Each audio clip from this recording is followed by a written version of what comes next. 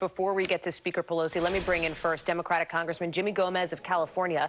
He sits on the Ways and Means and Oversight Committees, which are both involved in some of these, which you could call standoffs with this administration. Congressman, thanks for being with us. Thank you for having me. Do you agree with some of your colleagues that we are in a constitutional crisis?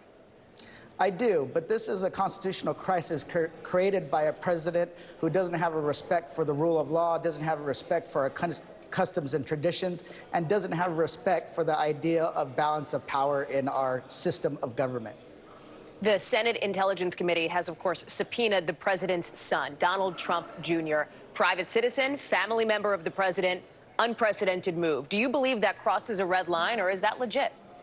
You know, I think it's not crossing the red line, and the reason why is that they're doing their constitutional obligation. They're investigating, they're finding up questions, they're looking into the questions that were posed in the Mueller report and what Donald Jr. said in testimony. So this is not crossing the red line. I think they have to do it because that's the only way that we preserve the integrity of the House of Representatives and the U.S. Senate.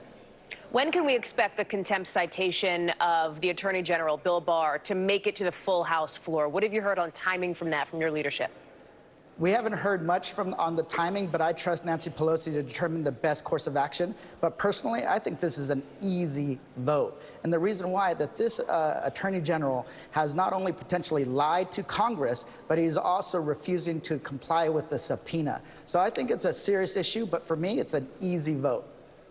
Somebody else who's under threat of contempt of Congress, of course, is Treasury Secretary Steven Mnuchin. You sit on the Ways and Means Committee. Your chair, Neil, told NBC News he was talking with House counsel about next steps on this. So what are those next steps? Do you believe there will be and or should be a contempt citation against Mnuchin? You know, I want to be very clear that Chairman Richie Neal has been one of the most methodical and strategic chairmen, and he knew from the very beginning that this would end up in the courts. So I know that he is looking down the road to determine what is the best course of action. If it's, for me personally, though, if it's a subpoena, we order the subpoena, and if he violates that subpoena and it leads to contempt vote, then so be it. That's the way we have to go. You are from California. I want to play for you a little something that President Trump said. He laughed off, it seemed, a supporter's comment that was shouted out from the crowd at his campaign rally overnight. I want to play that for you.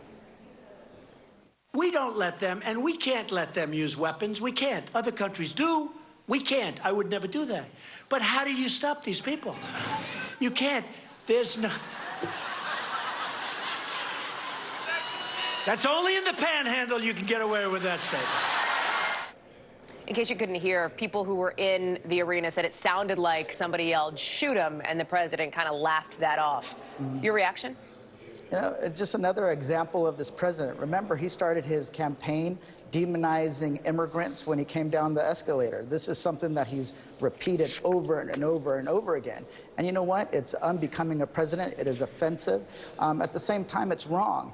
And let's just look at his history. When it came to the white supremacists in Charlottesville, he said that there was very fine people on both sides. We knew he was wrong then, he's wrong now, and he's going to be wrong in the future. Congressman Jimmy Gomez, I appreciate your time with us this morning. Thank you for your perspective.